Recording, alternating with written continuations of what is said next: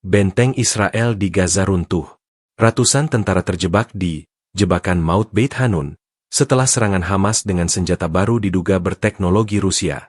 Bagaimana musuh berhasil menembus benteng terkuat IDF? Dan apa arti game over ini bagi strategi militer Israel?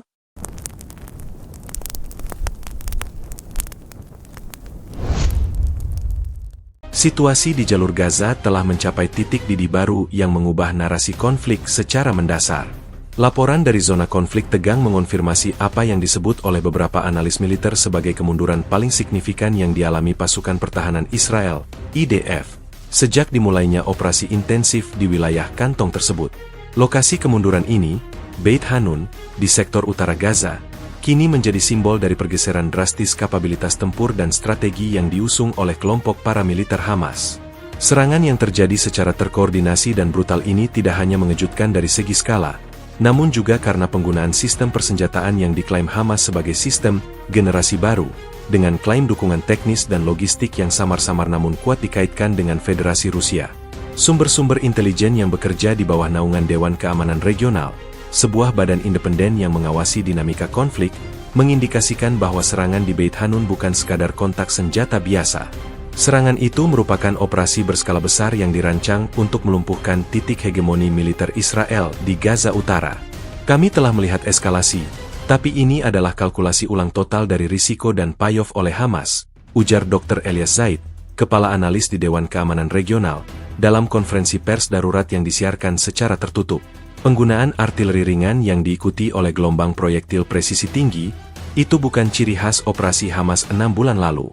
Ini menunjukkan adanya peningkatan signifikan dalam rantai suplai dan pelatihan.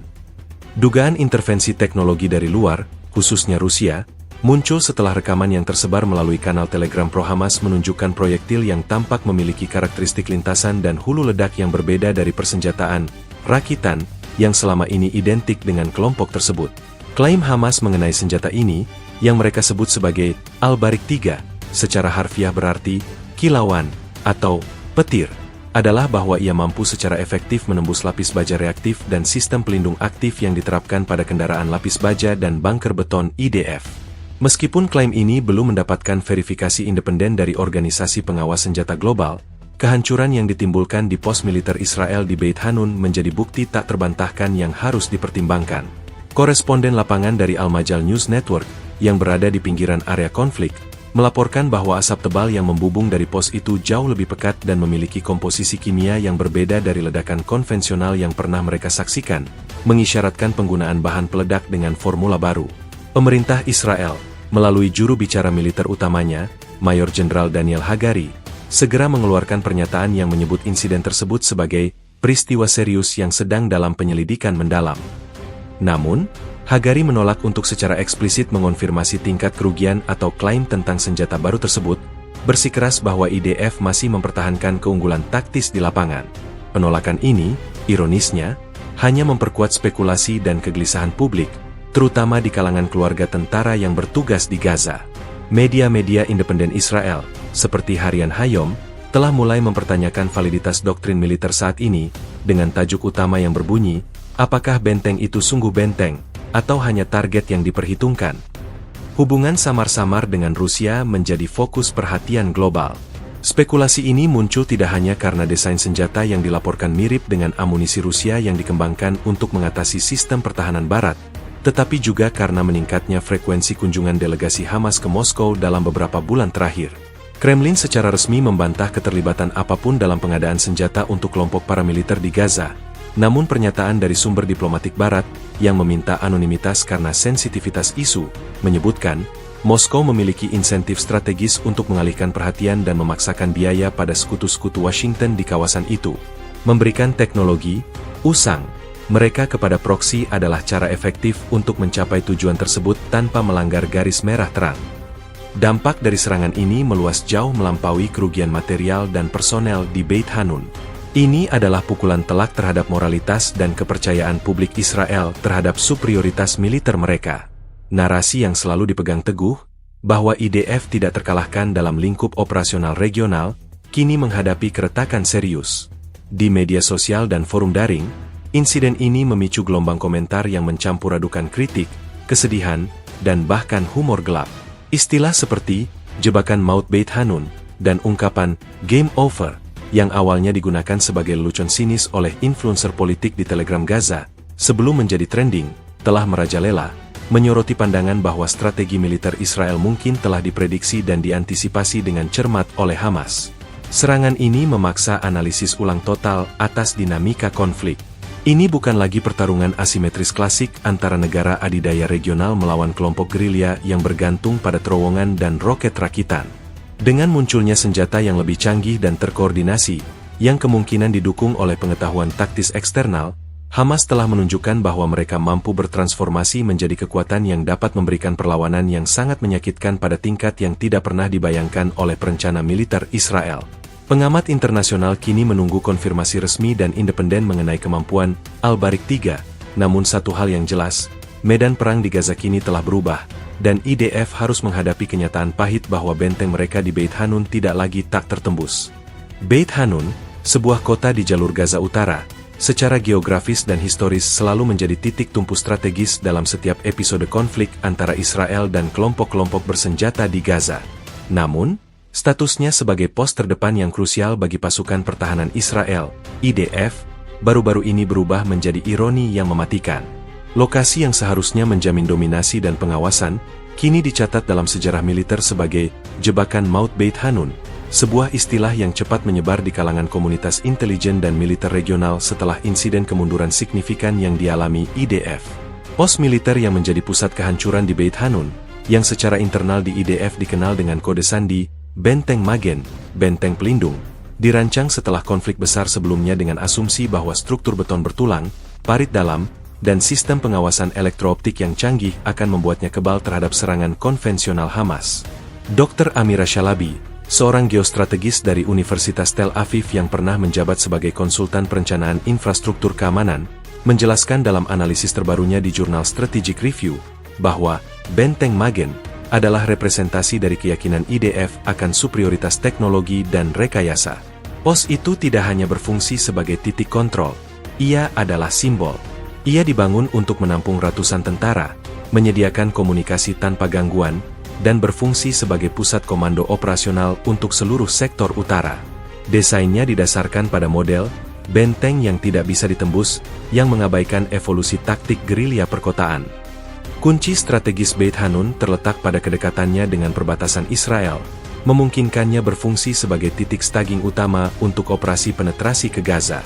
Di sisi lain, hal ini juga menjadikannya target utama dan paling diprioritaskan bagi Hamas. Sejak awal operasi militer besar, Hamas telah berulang kali mencoba mengganggu atau melumpuhkan Benteng Magen. Upaya-upaya sebelumnya, melalui roket jarak pendek, penembak jitu, dan upaya infiltrasi terowongan, selalu digagalkan oleh sistem pertahanan bertingkat Benteng Magen, memperkuat mitos ketidakmampuannya untuk ditembus. Fakta inilah yang membuat keberhasilan serangan terbaru oleh Hamas, yang dilaporkan menggunakan senjata canggih, Al-Barik III, menjadi pukulan psikologis yang luar biasa. Para tentara yang bertugas di Benteng Magen, menurut wawancara yang dilakukan oleh The Sentinel Times, sebuah publikasi militer independen, dengan anggota keluarga tentara sebelum insiden, merasa relatif aman. Mereka percaya bahwa mereka berada di titik paling terlindungi di seluruh jalur Gaza. Seorang tentara cadangan yang baru saja menyelesaikan tugasnya di sana, Sersan Eitan Cohen, sempat mengirim pesan suara kepada istrinya yang berbunyi, "Kami di sini, di Benteng Magen, lebih aman daripada di Tel Aviv. Betonnya sangat tebal, bahkan roket besar pun hanya akan membuat debu." Ironi dari pernyataan ini kini menghantui setiap diskusi mengenai keamanan pos militer. Laporan detail dari organisasi intelijen Janus Group, yang memiliki sumber di wilayah tersebut, mengungkapkan bahwa Hamas telah menghabiskan waktu berbulan-bulan untuk memetakan dan menganalisis kelemahan desain Benteng Magen. Mereka tidak mencari titik lemah fisik, yang hampir tidak ada. Mereka mencari titik lemah taktis, jelas laporan Janus Group. Kelemahan taktis itu, menurut analisis tersebut, adalah ketergantungan pos pada suplai real-time dan jalur evakuasi yang terbatas, serta asumsi bahwa serangan frontal akan selalu didominasi oleh IDF. Serangan baru-baru ini tampaknya menargetkan justru asumsi-asumsi ini, mengubah benteng itu menjadi jebakan, dengan memutus jalur evakuasi dan suplai secara simultan saat serangan proyektil presisi berlangsung. Perubahan Beit Hanun menjadi jebakan maut bukan hanya hasil dari serangan fisik, tetapi juga akibat dari perhitungan strategis yang keliru. Pos yang dirancang untuk menahan daya tembak konvensional kini menghadapi sistem senjata yang dilaporkan mampu melewati, bukan sekadar menahan, pertahanan mereka. Profesor Omar Hatib, seorang ahli taktik gerilya dari Beirut Institute for Regional Studies, berpendapat bahwa IDF jatuh ke dalam perangkap mental. Mereka membangun dinding yang tinggi, tetapi Hamas, dengan bantuan teknologi luar, kini memiliki tangga yang lebih panjang. Pos itu menjadi jebakan karena setelah proyektil menembus, tidak ada tempat untuk mundur. Itu adalah titik statis di tengah lingkungan yang dinamis dan bermusuhan. Kini, nasib ratusan tentara yang terjebak di dalam benteng Magen yang hancur, atau yang tersisa dari struktur tersebut, menjadi fokus perhatian utama. Serangan terkoordinasi tersebut berhasil mengisolasi pos tersebut secara total. Kerusakan yang jelas terlihat, seperti yang dilaporkan oleh sumber satelit dan rekaman drone amatir yang diverifikasi, menunjukkan adanya lubang penetrasi yang besar di struktur-struktur yang sebelumnya dianggap anti peluru, suatu hal yang jarang terlihat dalam pertempuran sebelumnya.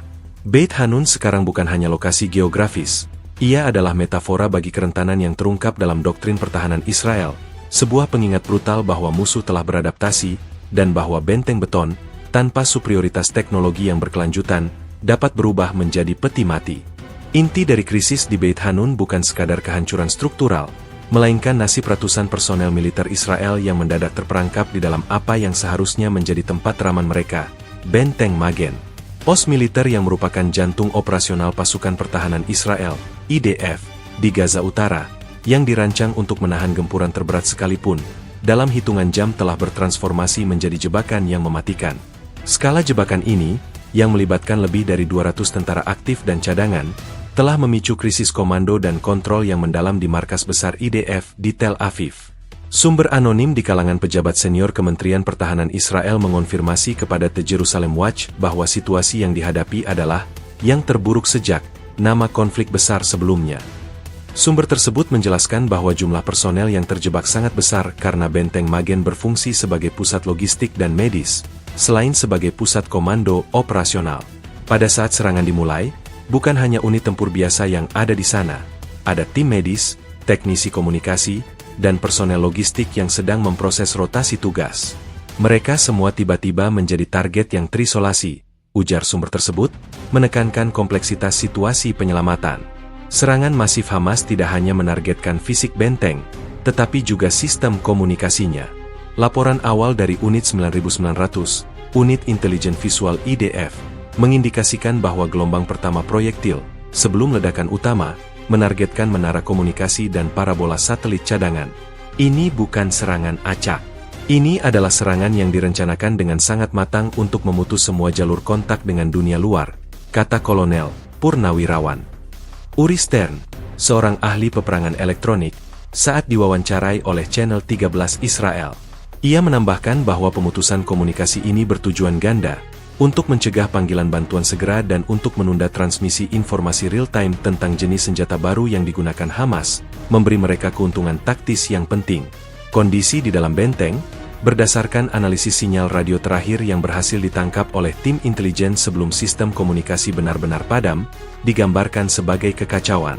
The Military Reporter, sebuah buletin khusus, mencatat bahwa panggilan bantuan yang terekam adalah teriakan frustrasi dan keputusasaan, tidak seperti protokol panggilan bantuan militer standar. Salah satu fragmen transmisi terakhir yang diverifikasi, yang disiarkan oleh penyiar radio swasta Israel atas permintaan keluarga yang bersangkutan, berisi suara yang terengah-engah mengatakan, mereka menembus atap tidak menahan, kita terkunci, medevac segera. Pakar keamanan regional, Dr. Lena Hamad, yang mengajar di Universitas Yordania, mengamati bahwa keberhasilan Hamas dalam menjebak ratusan tentara ini akan menjadi studi kasus klasik tentang bagaimana musuh yang secara teknologi lebih lemah dapat membalikkan keadaan. Dalam analisisnya yang berjudul The New Geometry of Asymmetric Warfare, Dr. Hamad menulis, Hamas tidak perlu merebut benteng itu secara fisik. Mereka hanya perlu membuatnya tidak berfungsi, mengubahnya menjadi perangkap. Dengan menggunakan senjata yang menembus pertahanan terkuat Israel, mereka berhasil mengubah keyakinan bahwa beton adalah perlindungan, menjadi ilusi yang mematikan. Para tentara itu terperangkap oleh desain benteng itu sendiri. Faktor psikologis juga memainkan peran besar dalam insiden ini. Para tentara di Benteng Magen dilatih untuk menghadapi serangan yang dapat diprediksi, tembakan roket yang tidak akurat diikuti oleh potensi serangan darat. Mereka tidak dipersiapkan untuk menghadapi kehancuran yang tiba-tiba dan total dari struktur yang mereka yakini tidak bisa ditembus. Kepanikan yang dilaporkan dalam transmisi terakhir menggarisbawahi kegagalan doktrin yang mengandalkan sepenuhnya pada kekuatan pertahanan statis. Saat ini, upaya penyelamatan oleh IDF dilaporkan menghadapi kesulitan besar. Area di sekitar Beit Hanun telah menjadi zona pertempuran aktif, dengan Hamas diduga menanam ranjau dan menempatkan penembak jitu di rute-rute yang biasanya digunakan untuk bantuan dan evakuasi. Sebuah laporan dari kantor berita Middle East Focus, MEF, menyebutkan bahwa 2 upaya penetrasi oleh tim komando IDF telah dipukul mundur dengan kerugian, memaksa IDF untuk mempertimbangkan kembali pendekatan mereka.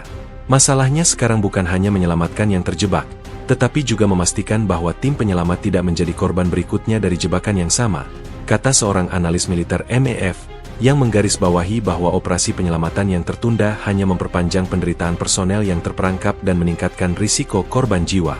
Insiden ini bukan sekadar kerugian di medan perang. Ini adalah titik balik naratif.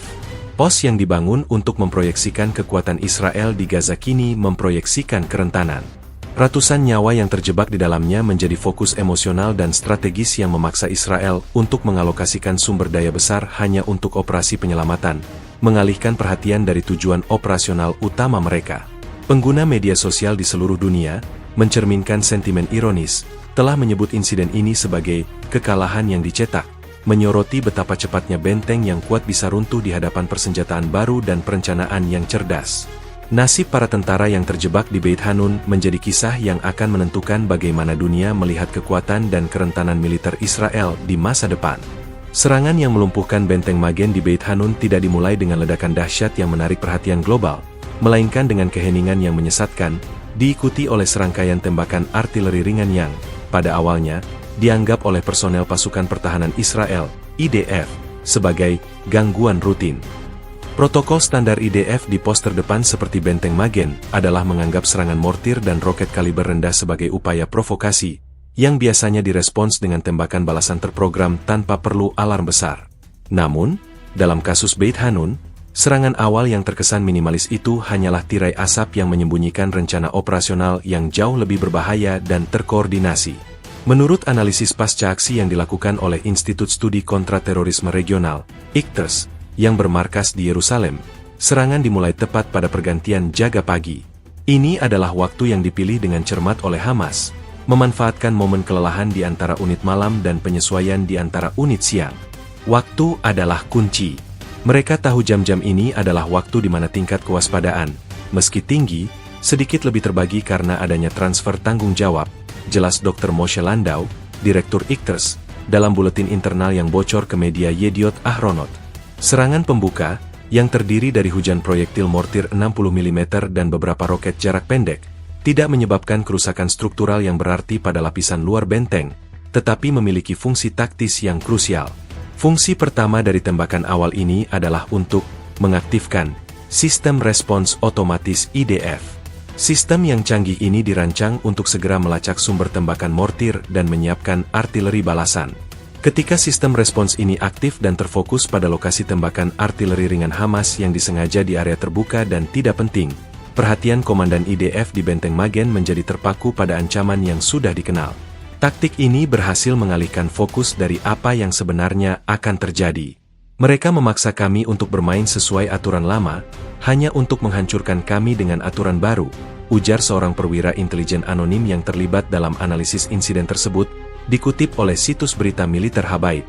Fungsi kedua, dan yang paling penting, adalah untuk mengumpulkan data real-time tentang operasionalisasi sistem pertahanan Benteng Magen. Menurut rekaman drone yang kemudian disita oleh Israel dari reruntuhan pos pengamatan Hamas, kelompok tersebut merekam dengan cermat waktu respons, lokasi tembakan balasan, dan durasi aktivasi sistem pendeteksi. Data ini, menurut ICTERS, sangat penting untuk menentukan waktu optimal peluncuran gelombang kedua yang menggunakan senjata baru yang lebih canggih, senjata yang membutuhkan jendela waktu dan akurasi yang lebih presisi. Eskalasi dimulai sekitar 30 menit setelah tembakan mortir ringan pertama. Saat IDF sibuk menembaki titik-titik yang mereka anggap sebagai sumber ancaman, tiba-tiba langit di atas Beit Hanun berubah drastis. Sebuah hujan proyektil presisi tinggi, yang digambarkan oleh saksi mata yang selamat sebagai peluru yang datang dari atas, tetapi seperti torpedo, mulai menghantam target spesifik di benteng Magen. Target-target ini bukan dinding luar, melainkan area yang diketahui menampung bunker komando, generator listrik, dan depot amunisi. Semuanya di bawah perlindungan lapisan beton yang tebal. Koresponden Al-Quds Today yang berada di dekat lokasi melaporkan bahwa suara ledakan gelombang kedua sangat berbeda. Bukan suara ledakan seperti biasa, itu adalah suara dentuman yang dalam, diikuti oleh getaran tanah yang kuat, seperti ada sesuatu yang menembus ke dalam tanah. Analisis ini mendukung klaim Hamas tentang penggunaan proyektil yang dirancang untuk penetrasi, yang dikenal di antara pakar sebagai amunisi tandem charge atau yang serupa. Gelombang kedua ini adalah momen ketika benteng Magen, benteng yang diagungkan, seketika berubah menjadi jebakan. Seorang teknisi komunikasi yang berhasil diselamatkan dari bagian luar kompleks benteng Magen, yang diidentifikasi hanya sebagai Yossi, demi keamanan, memberikan kesaksian mengerikan. Semuanya tiba-tiba. Kami sedang di bunker komando, mendengarkan laporan serangan mortir biasa, ketika tiba-tiba langit-langit bergetar hebat, lalu ada ledakan di dalam, bukan di luar. Aku melihat cahaya terang dan debu. Kami semua berlari, tapi pintu baja sudah melengkung karena panas dan tekanan. Kami terperangkap, ceritanya kepada tim penyelamat. Momentum serangan ini menunjukkan tingkat koordinasi yang belum pernah terlihat. Pergeseran cepat dari artileri ringan, sebagai pengalih perhatian, ke amunisi penetrasi presisi, sebagai pukulan mematikan, membutuhkan rantai komando yang mulus dan intelijen target yang sangat baik. Profesor Avi Shlaim, seorang sejarawan militer terkemuka dari Universitas Oxford, dalam sebuah wawancara dengan BBC Global News, menyimpulkan, ini bukan hanya masalah senjata yang lebih baik. Ini adalah masalah penggunaan senjata yang lebih baik, dikombinasikan dengan pemahaman mendalam tentang psikologi operasional musuh. Tembakan awal yang ringan adalah ujian, bukan ancaman. Dan IDF, sayangnya, gagal dalam ujian tersebut. Bukti-bukti yang terkumpul secara konsisten menunjuk pada serangan yang bukan hanya eskalasi, tetapi sebuah perubahan paradigma dalam taktik perang asimetris di Gaza. Munculnya senjata canggih yang diklaim Hamas mampu menembus pertahanan Israel. Pusat perhatian global kini beralih dari taktik serangan terkoordinasi Hamas di Beit Hanun menuju instrumen yang memungkinkan kehancuran tersebut. Serangkaian proyektil canggih yang diklaim Hamas sebagai senjata generasi baru, yang secara efektif mampu menembus sistem pertahanan pasukan pertahanan Israel, IDF, yang selama ini dianggap kebal. Penggunaan senjata ini menandai lompatan dramatis dalam kapabilitas militer kelompok paramiliter tersebut, memicu kekhawatiran serius di antara analis keamanan Barat mengenai proliferasi teknologi senjata mematikan. Hamas, melalui sayap militernya, Brigade Izz-Eddin Al-Qassam, merilis pernyataan singkat, yang kemudian disebarkan secara luas melalui aplikasi pesan terenkripsi Al-Naba mereka, yang secara eksplisit mengklaim bahwa mereka menggunakan sistem amunisi presisi baru, yang diberi nama Sandi, Al-Barik 3. Klaim utama dari kelompok tersebut adalah bahwa senjata ini dilengkapi dengan hulu ledak tandem charge atau sejenisnya, dirancang khusus untuk mengatasi lapis baja reaktif dan pelindung beton bertulang yang menjadi ciri khas benteng Magen. Keberhasilan di Beit Hanun adalah bukti bahwa tidak ada lagi tempat berlindung yang aman bagi penjajah di tanah kami. Bunyi pernyataan dari seorang juru bicara Al-Qassam yang tidak disebutkan namanya. Kami telah mengubah persamaan perang, berkat upgrade teknologi yang kami sebut Al-Barik. Dr. Hans Kleber, seorang insinyur pertahanan dan pakar proyektil penetrasi dari Rand Corporation, yang sering menjadi konsultan bagi Pentagon, dalam wawancara dengan Defense Weekly, menyatakan bahwa kerusakan yang terlihat pada citra satelit dan rekaman drone yang tersedia secara terbatas di Beit Hanun menunjukkan kerusakan yang konsisten dengan amunisi penetrasi yang dikendalikan. Anda tidak melihat ledakan permukaan yang luas. Anda melihat lubang penetrasi yang relatif kecil tetapi dengan kerusakan struktural internal yang masif. Ini menunjukkan bahwa energi ledakan didorong ke dalam material target setelah penetrasi awal, ciri khas dari teknologi hulu ledak modern anti-bunker atau anti-lapis baja berat, jelas Dr. Kleber. Banyak pakar mencurigai bahwa Al-Barik 3 mungkin merupakan modifikasi lokal dari amunisi anti-tank atau Rocket Propellet Grenade, RPG, yang diimpor, yang telah diadaptasi untuk diluncurkan sebagai proyektil presisi dari jarak yang lebih jauh. Hal ini memungkinkan Hamas untuk menghindari risiko konfrontasi langsung dengan unit tempur IDF. Yang paling mengkhawatirkan bagi IDF adalah klaim bahwa senjata tersebut berhasil menembus sistem perlindungan aktif, APS, trofi atau sistem pertahanan statis yang serupa yang diyakini terpasang di benteng Magen. APS dirancang untuk mendeteksi dan menetralisir proyektil yang masuk. Kegagalan sistem ini mengindikasikan bahwa Al-Barik 3 mungkin menggunakan kecepatan tinggi, lintasan tembakan yang tak terduga, atau bahkan mekanisme elektronik yang mengacaukan radar atau sensor APS. Profesor Ariel Ben-Shachar, seorang ahli perang elektronik dan teknologi militer di Pusat Studi Strategis Israel, berpendapat bahwa bukan hanya hulu ledak yang patut diwaspadai, tetapi juga sistem bimbingan. Jika proyektil ini dapat dipandu secara presisi, bahkan dalam fase akhir penerbangannya, ini bukan lagi RPG sederhana. Ini adalah amunisi loitering atau rudal taktis mini yang sangat efektif, katanya kepada radio militer Galei Tzahal. Ia menambahkan bahwa kemampuan untuk memandu tembakan ini ke target yang spesifik, seperti menara komunikasi atau bunker komando, mengindikasikan adanya dukungan teknis dari aktor negara yang memiliki pengalaman dalam mengembangkan sistem bimbingan satelit atau inertial. Klaim dukungan Rusia, yang dibahas di bab 1, kini mendapatkan bobot tambahan. Dr. Kleiber mencatat kemiripan proyektil yang terlihat samar-samar dengan beberapa desain amunisi Rusia yang dikembangkan pada era Soviet akhir, yang telah dimodernisasi untuk pasar ekspor. Rusia memiliki insentif untuk menguji atau mendistribusikan teknologi mereka di konflik semacam ini tanpa keterlibatan langsung. Ini adalah showcase teknologi yang berisiko rendah bagi mereka, ujarnya, menyiratkan bahwa Hamas mungkin telah menerima tidak hanya perangkat kerasnya, tetapi juga pelatihan mendalam tentang penggunaannya yang efektif. Implikasi jangka panjang dari munculnya Al-Barik 3 sangat serius bagi strategi pertahanan Israel secara keseluruhan.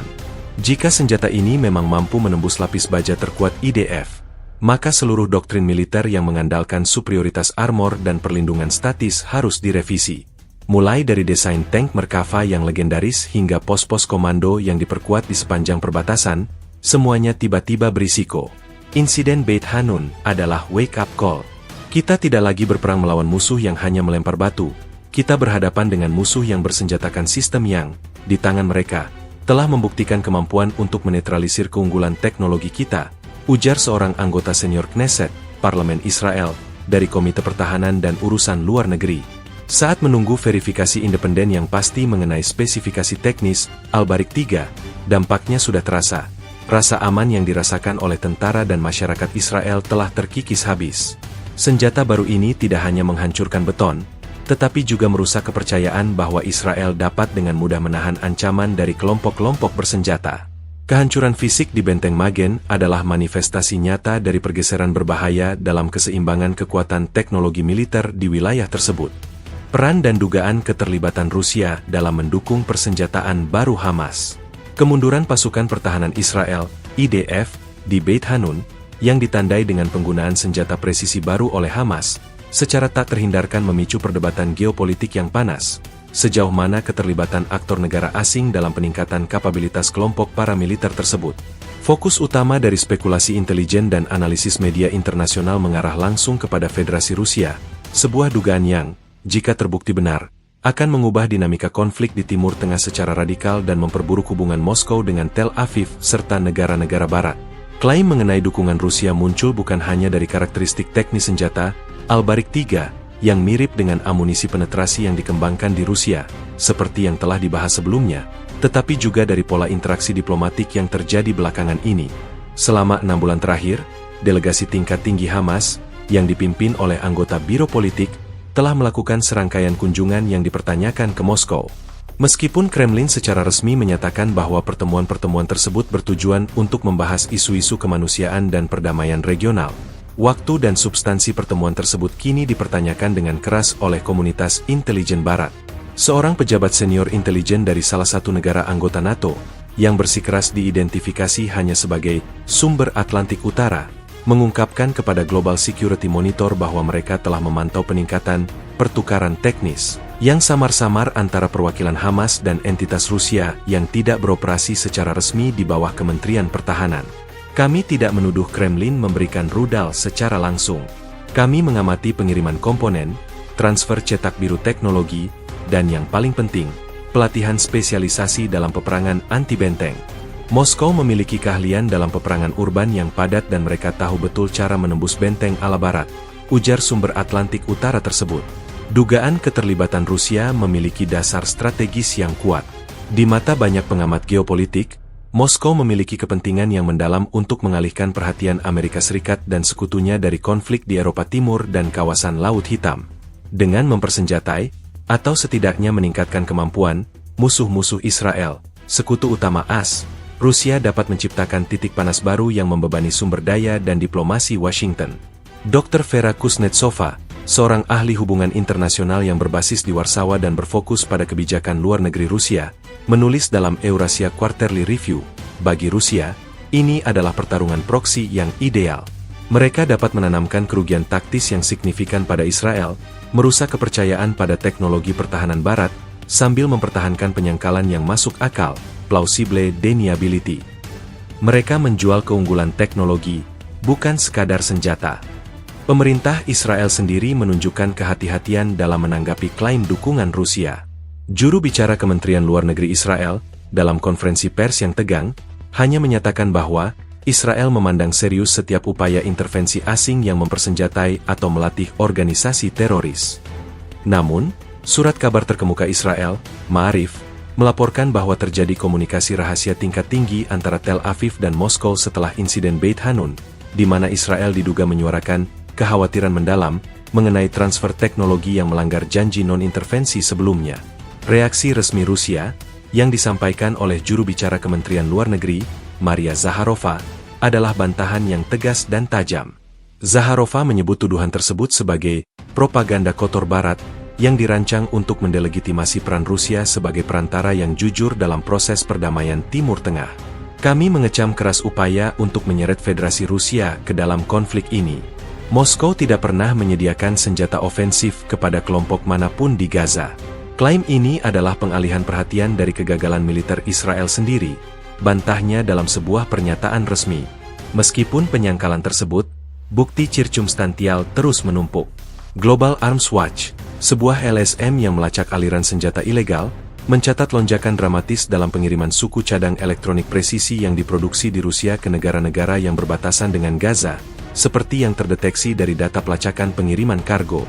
Kami tidak dapat mengonfirmasi tujuannya yang akhir, tetapi volume dan jenis komponen tersebut, chip navigasi, giroskop miniatur, sangat cocok dengan apa yang dibutuhkan untuk memandu amunisi seperti Al-Barik 3, kata Direktur Analisis Data Global Arms Watch. Keterlibatan yang diduga ini tidak hanya menjadi masalah militer, tetapi juga dilema diplomatik yang besar bagi Israel. Selama ini, Israel telah mencoba menyeimbangkan hubungannya dengan Rusia, terutama mengenai operasi militer Israel di Suriah, dan memutus hubungan dengan Rusia dapat membahayakan kepentingan keamanan strategis mereka di perbatasan utara. Oleh karena itu, Israel harus menimbang dengan hati-hati antara menanggapi kemarahan publik terhadap Moskow dan mempertahankan saluran komunikasi yang krusial. Insiden di Beit Hanun, dengan bayang-bayang bantuan Rusia di baliknya, memaksa para pembuat kebijakan di seluruh dunia untuk menghadapi kenyataan baru. Peningkatan kapabilitas musuh asimetris di Gaza kini memiliki dimensi kekuatan besar yang tidak bisa diabaikan. Kehancuran jelas di pos Beit Hanun dalam hitungan jam pasca serangan. Dampak dari serangan terkoordinasi Hamas di Benteng Magen, Beit Hanun, telah melampaui kerugian personel yang terperangkap. Ia memanifestasikan dirinya dalam kehancuran fisik yang masif, jelas terlihat bahkan dari jarak jauh dan melalui analisis citra satelit resolusi tinggi. Dalam hitungan jam setelah eskalasi penuh, pos militer yang sebelumnya menjadi simbol dominasi Israel di Gaza Utara, kini menjadi puing-puing, sebuah kesaksian bisu atas efektivitas senjata baru yang digunakan oleh kelompok paramiliter tersebut. Skala kehancuran ini memicu keprihatinan internasional tentang perubahan radikal dalam dinamika kekuatan di wilayah konflik. Menurut laporan eksklusif dari Aerial Reconnaissance Center, ARC, sebuah perusahaan analisis citra satelit swasta yang berbasis di London, foto-foto yang diambil dari orbit menunjukkan bahwa setidaknya 60% dari struktur beton bertulang Benteng Magen mengalami kerusakan serius atau telah rata dengan tanah. Ini bukan kerusakan yang disebabkan oleh tembakan artileri standar. Kerusakannya sangat spesifik dan terkonsentrasi, jelas Dr. Lara Funch, kepala analis citra di ARC, dalam sebuah briefing tertutup. Kami mengidentifikasi setidaknya 6 titik penetrasi yang sangat bersih di bagian atas struktur bunker yang kami yakini merupakan pusat komando dan komunikasi utama. Lubang-lubang tersebut kecil, tetapi kerusakan ledakan sekunder di sekitarnya mengindikasikan bahwa hulu ledak berhasil menembus dan meledak di dalam, memaksimalkan kerusakan struktural internal. Kerusakan ini sangat kontras dengan hasil serangan-serangan Hamas sebelumnya, yang umumnya hanya meninggalkan bekas hangus di permukaan benteng tanpa penetrasi signifikan. Kegagalan material bangunan untuk menahan serangan Al-Barik 3, senjata yang diklaim Hamas, menimbulkan pertanyaan serius tentang standar rekayasa pertahanan Israel.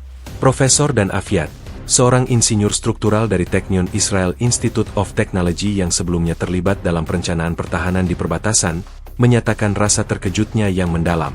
Dalam sebuah wawancara dengan harian Ma'arif, ia berkata, beton yang digunakan di sana adalah kelas tertinggi, dirancang untuk menahan penetrasi langsung dari amunisi artileri berat.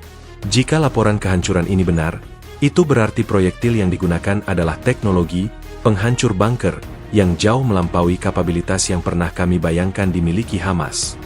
Dampak visual yang paling mencolok adalah kehancuran di area markas besar Benteng Magen, yang dulunya merupakan struktur 3 lantai yang menampung ratusan tentara. Citra satelit terbaru menunjukkan bahwa atap beton tebal di area tersebut telah runtuh ke dalam, menciptakan ceruk besar yang mengindikasikan kolaps total. Juru bicara pasukan pertahanan Israel, IDF, dalam pembaruan operasional yang sangat singkat, mengakui kerusakan parah pada infrastruktur Benteng Magen, namun menolak untuk memberikan rincian struktural, dengan alasan menjaga rahasia operasional dan potensi penyelamatan. Penolakan ini hanya memperkuat spekulasi yang berkembang bahwa kerusakannya jauh lebih buruk daripada yang diakui secara resmi. Selain kerusakan struktural, kehancuran juga meluas ke infrastruktur pendukung vital. Laporan dari The Military Logistics Review mengindikasikan bahwa gudang amunisi darurat, depot bahan bakar, dan yang paling kritis, fasilitas penjernihan air milik pos tersebut, semuanya terkena serangan langsung. Kerusakan pada infrastruktur ini menjadi faktor kunci yang mengubah Benteng Magen menjadi jebakan maut, karena hal itu membatalkan kemampuan tentara yang terperangkap untuk mempertahankan diri dalam jangka waktu lama tanpa pasokan, membuat operasi penyelamatan menjadi kian mendesak dan berisiko tinggi. Ini adalah serangan yang dirancang untuk menciptakan ketidakberlanjutan operasional. Bukan hanya menghancurkan, tetapi membuat yang tersisa tidak dapat berfungsi, ujar Kolonel Purnawirawan David Lior, seorang ahli logistik militer Israel, saat diwawancarai oleh Channel 12. Di media sosial dan platform berita global, rekaman yang tidak dapat diverifikasi, tetapi secara konsisten menunjukkan tingkat kehancuran yang serupa dengan citra satelit, telah memicu gelombang diskusi mengenai efektivitas sistem pertahanan berlapis IDF. Kehancuran di Beit Hanun, yang terjadi dalam waktu yang sangat singkat, beberapa jam saja, menantang narasi superioritas militer Israel yang telah berlangsung selama puluhan tahun. Analis politik dan keamanan di Gaza, seperti Dr. Jamal Qasim, dalam komentarnya di Al Jazeera, menekankan bahwa kerusakan ini adalah pesan.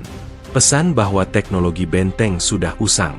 Pesan bahwa perimbangan kekuatan kini mencakup elemen kejutan teknologi yang mematikan. Beit Hanun bukan hanya pos yang hancur, itu adalah monumen bagi kerentanan baru Israel. Dampak ekologis dan lingkungan dari kehancuran ini juga perlu diperhitungkan.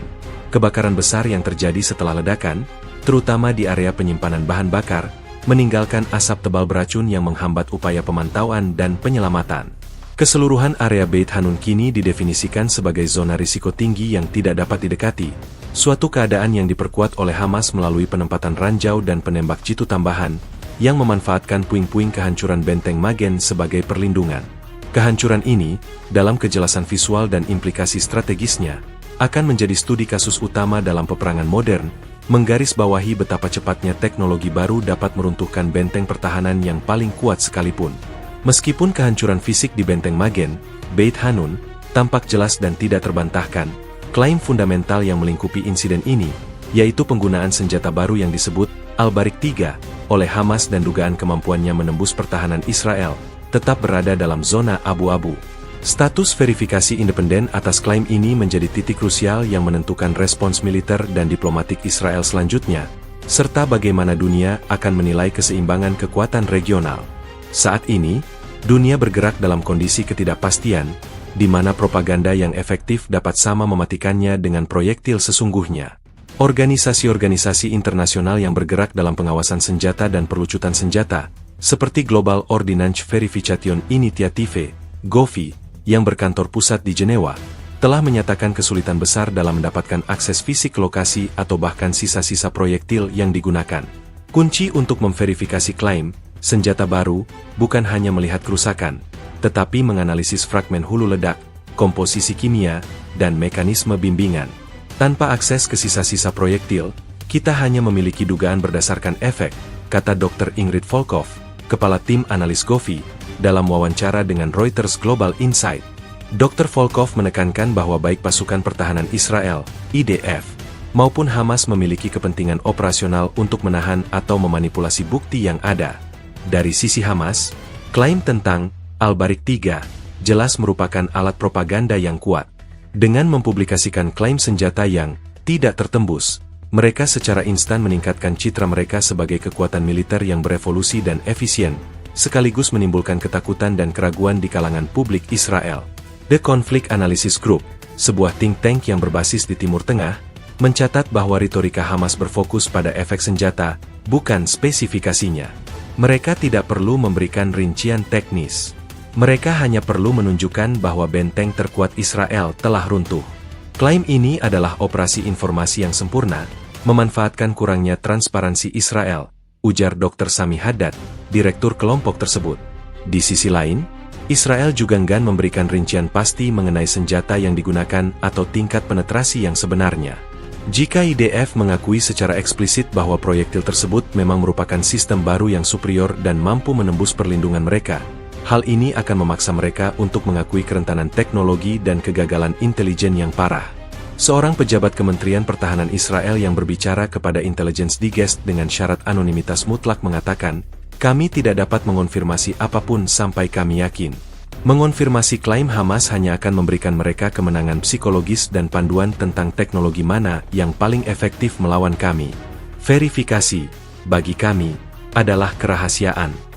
Oleh karena itu, proses verifikasi kini sangat bergantung pada upaya independen yang tidak memiliki agenda politik, yang sebagian besar dilakukan melalui analisis non-invasif. Analisis citra satelit dan geospasial.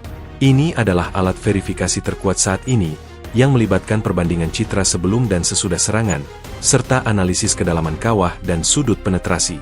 Laporan dari Aerospace Security Review mengonfirmasi pola kerusakan yang sangat tidak biasa, yang konsisten dengan amunisi penghancur bunker, tetapi menegaskan bahwa kemiripan efek tidak sama dengan verifikasi senjata spesifik. Analisis spektrum akustik. Tim penelitian akustik dari sebuah universitas di Swedia sedang mencoba menganalisis rekaman ledakan yang tersedia untuk umum, untuk menentukan kecepatan dan jenis hulu ledak berdasarkan gelombang kejut yang dihasilkan. Hasil awal mereka, yang masih bersifat prapublikasi, menunjukkan adanya dua gelombang kejut yang sangat berbeda dalam jarak milidetik, sebuah indikasi potensial dari hulu ledak tandem charge yang menggunakan ledakan pendahulu untuk membuka jalan bagi hulu ledak utama. Verifikasi klaim dukungan asing. Klaim bahwa Rusia berada di balik teknologi ini juga menuntut verifikasi. Lembaga seperti Defense Technology Watch sedang melacak rantai pasokan komponen elektronik yang digunakan dalam sistem panduan rudal Rusia, mencari jejak pengalihan yang mengarah ke Gaza. Hingga saat ini, mereka hanya menemukan bukti circumstantial berupa lonjakan pengiriman komponen sensitif ke negara-negara tetangga Gaza, seperti yang telah dibahas sebelumnya. Ketiadaan verifikasi yang pasti menciptakan situasi di mana spekulasi dan informasi yang dimanipulasi mendominasi narasi publik. Di media sosial dan forum militer swasta, teori-teori konspirasi berkisar dari penggunaan amunisi termobarik baru, hingga proyektil kendali jarak jauh yang dipandu oleh kecerdasan buatan, yang semuanya berakar pada ketidakmampuan untuk mengidentifikasi senjata Al-Barik 3 secara konkret. Pada akhirnya, nasib klaim senjata baru ini akan ditentukan oleh keberhasilan IDF dalam operasi penyelamatan mereka. Jika tim penyelamat IDF berhasil mengambil sisa-sisa proyektil dari reruntuhan benteng Magen, data tersebut kemungkinan akan menjadi rahasia militer yang sangat dijaga ketat, hanya dibagikan kepada sekutu terdekat. Namun, jika sisa-sisa senjata tersebut jatuh ke tangan Hamas, mereka mungkin akan menggunakannya sebagai bukti lebih lanjut, atau mungkin membiarkan ambiguitas tetap ada untuk memaksimalkan efek psikologis. Status verifikasi tetap menjadi tanda tanya terbesar dalam babak baru konflik ini, membuktikan bahwa dalam perang modern, informasi adalah aset strategis yang sama berharganya dengan senjata itu sendiri.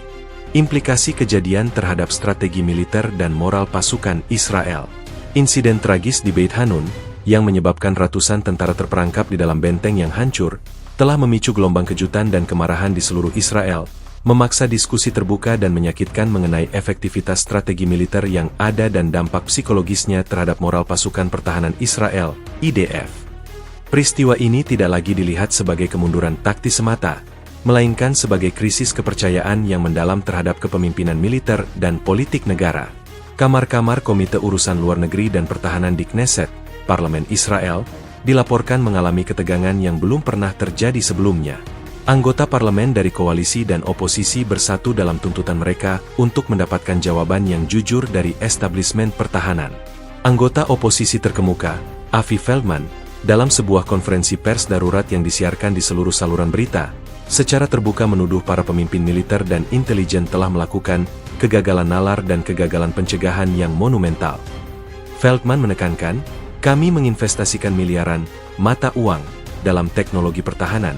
Kami dijanjikan benteng yang tidak tertembus, dan dalam hitungan jam, itu berubah menjadi kuburan massal. Kami ingin tahu, siapa yang tidur di posnya? Dan mengapa kami tidak mengantisipasi evolusi teknologi musuh?" Reaksi dari keluarga tentara yang bertugas di Gaza adalah yang paling menyayat hati dan politis. Berita tentang ratusan tentara yang terjebak di dalam benteng Magen yang hancur memicu demonstrasi spontan di luar markas besar IDF di Tel Aviv. Para pengunjuk rasa menuntut transparansi penuh dan upaya penyelamatan yang segera, bahkan dengan risiko tinggi. Sarah Levy, ibu dari seorang prajurit berusia 20 tahun yang terperangkap, dalam wawancara emosional dengan Israel Today, menyatakan, "Mereka bilang dia ada di tempat aman. Mereka bilang benteng itu akan melindunginya. Kebohongan itu menghancurkan kami. Kami tidak ingin retorika perang. Kami ingin putra kami kembali. Siapa yang akan bertanggung jawab atas kegagalan rekayasa pertahanan ini?" Di dalam tubuh militer sendiri, insiden Beit Hanun telah menimbulkan keresahan serius mengenai doktrin operasional yang diterapkan. Sebuah laporan internal yang bocor dari staf umum IDF, yang beredar di kalangan jurnalis militer, menggarisbawahi kekhawatiran bahwa IDF telah menjadi terlalu bergantung pada superioritas teknologi dan pertahanan statis, mengabaikan perlunya adaptasi taktis yang dinamis. Analisis awal menunjukkan bahwa keberhasilan serangan Hamas adalah hasil dari strategi asimetris balik, kata laporan yang bocor tersebut. Musuh berhasil mengubah aset pertahanan terkuat kami, benteng kokoh, menjadi kerugian terbesar kami, target statis yang mematikan, dengan satu lompatan teknologi. Moral pasukan yang masih bertugas di Gaza menjadi isu yang sangat sensitif. Sentimen kekebalan dan superioritas yang selalu menjadi pilar utama etos tempur IDF telah goyah. Kolonel Purnawirawan Meir Cohen, seorang psikolog militer yang sering menjadi komentator, menjelaskan dalam kolomnya Diet News bahwa dampaknya bersifat psikologis dan strategis. Ketika seorang tentara di lapangan melihat benteng yang seharusnya menjadi tempat perlindungannya hancur begitu saja, kepercayaan mereka terhadap perlengkapan dan komando mereka akan terkikis. Ini akan menyebabkan keengganan untuk beroperasi dari posisi yang diperkuat dan akan memaksa perubahan segera ke taktik hit and run yang lebih riskan, tulis Cohen. Krisis ini juga menyoroti kegagalan intelijen Israel yang parah. Badan intelijen ternama negara itu dipertanyakan mengenai bagaimana mereka bisa sepenuhnya gagal mendeteksi atau mengantisipasi tidak hanya transfer teknologi, Al-Barik III, ke Hamas, dan dugaan dukungan Rusia, tetapi juga kemampuan Hamas untuk mengintegrasikan senjata canggih tersebut ke dalam rencana serangan berskala besar yang terkoordinasi. Seorang pejabat senior intelijen yang diwawancarai oleh The Marker, publikasi bisnis terkemuka Israel, mengungkapkan bahwa, "Kami mungkin telah meremehkan kemampuan musuh untuk melompat dari kualitas rakitan ke kualitas industri dalam waktu sesingkat ini. Ada kesenjangan intelijen yang perlu dipertanggungjawabkan, dan ini adalah kegagalan yang setara dengan kegagalan prakonflik besar sebelumnya." Secara strategis, IDF kini dihadapkan pada 3 tantangan mendesak. Operasi penyelamatan, prioritas utama dan paling berisiko adalah mengeluarkan personel yang terperangkap. Setiap kegagalan dalam operasi penyelamatan hanya akan memperparah krisis moral. Revisi doktrin pertahanan. Semua pos komando yang diperkuat dan pangkalan operasional di sepanjang perbatasan harus segera dievaluasi ulang, mencari tahu apakah mereka rentan terhadap serangan serupa. Hal ini membutuhkan pengeluaran besar dan revisi rekayasa yang mendadak. Respons taktis. Strategi menyerang yang mengandalkan penetrasi perlahan ke Gaza mungkin harus dihentikan.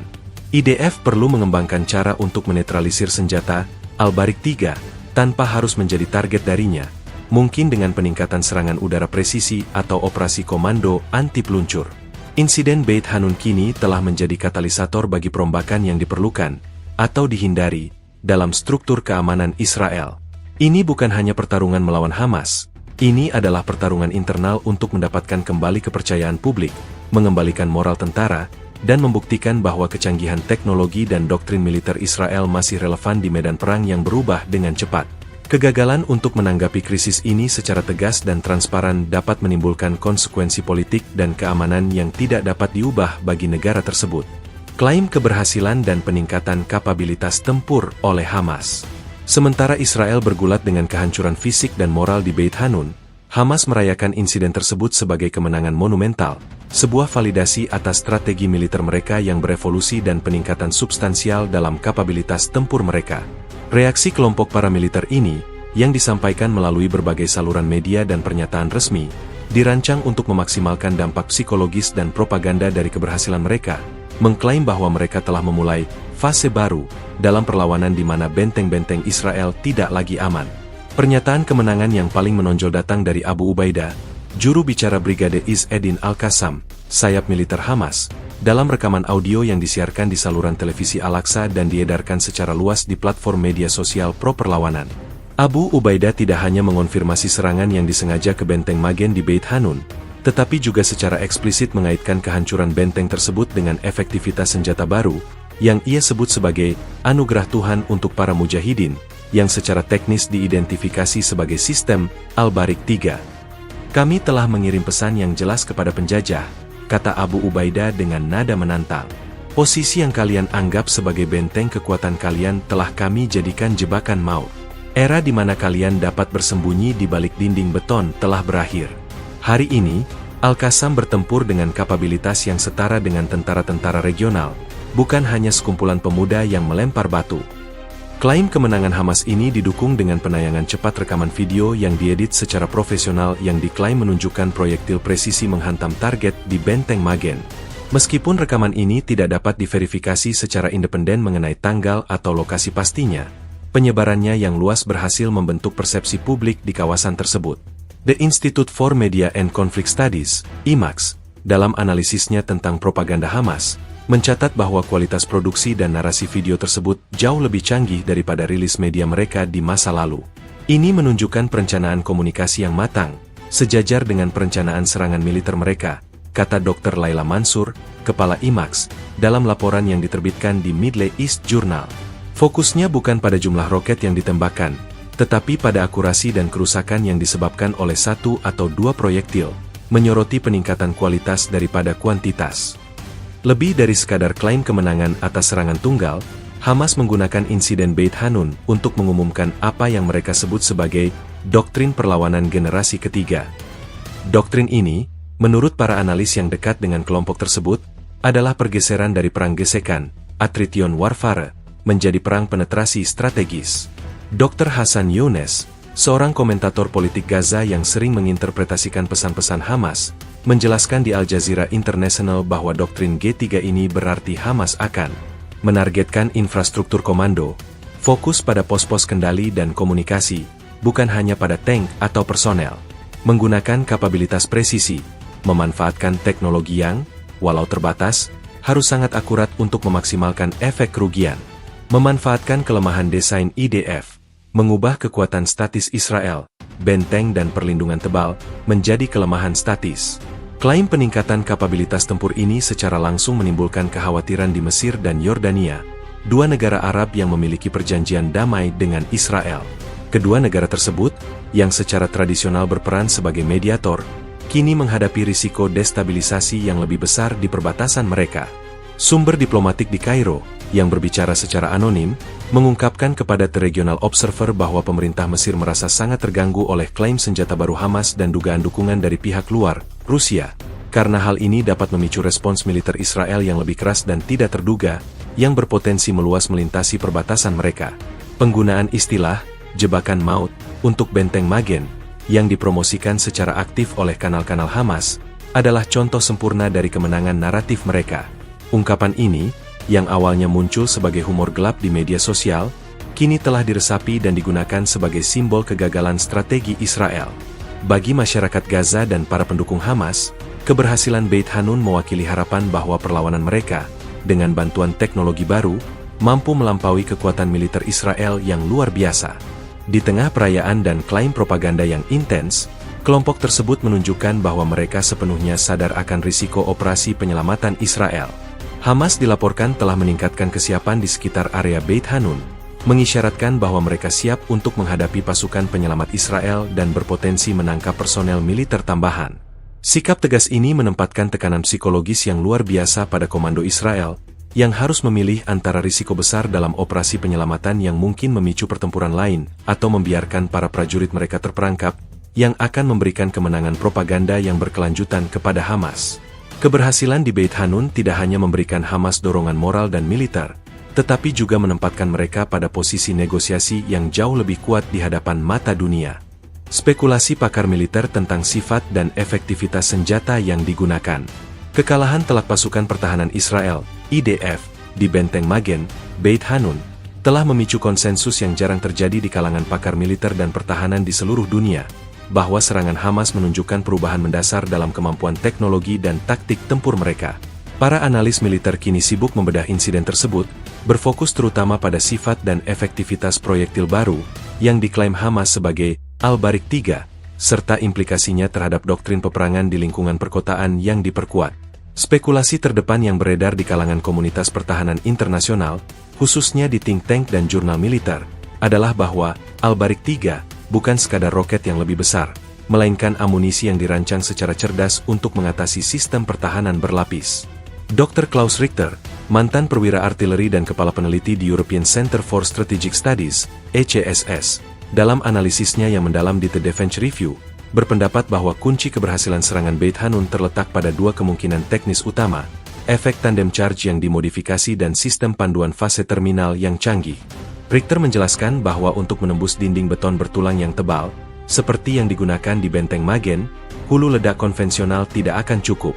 Anda memerlukan tandem charge di mana muatan pertama meledakkan lapisan luar, seperti explosive reactive armor atau lapisan beton terluar, menciptakan lubang, sementara muatan kedua, yang sedikit tertunda, meledak di dalam lubang tersebut, mendorong energi ke dalam struktur internal, ujarnya. Namun, ia menambahkan sentuhan baru yang mengkhawatirkan. Kerusakan yang dilaporkan di Beit Hanun menunjukkan bahwa muatan kedua ini mungkin juga membawa komponen termobarik kecil, yang memaksimalkan tekanan dan suhu di dalam ruangan tertutup setelah penetrasi, yang dengan cepat melumpuhkan personel yang terperangkap dan memicu kebakaran sekunder. Poin spekulasi kedua yang menjadi fokus adalah sistem bimbingan. Kolonel Purnawirawan Asher Levi, seorang ahli peperangan asimetris dari Israel Institute for National Security Studies, INSS, mengatakan kepada Times of Israel bahwa ia tidak percaya Hamas berhasil menyerang target spesifik, seperti bunker komando atau menara komunikasi, dari jarak jauh dengan roket yang tidak dipandu. Ini menunjukkan adanya sistem bimbingan presisi, kemungkinan berbasis GPS INS yang dimodifikasi atau, yang lebih mengkhawatirkan, sistem panduan optik laser di fase terakhir, kata Levi.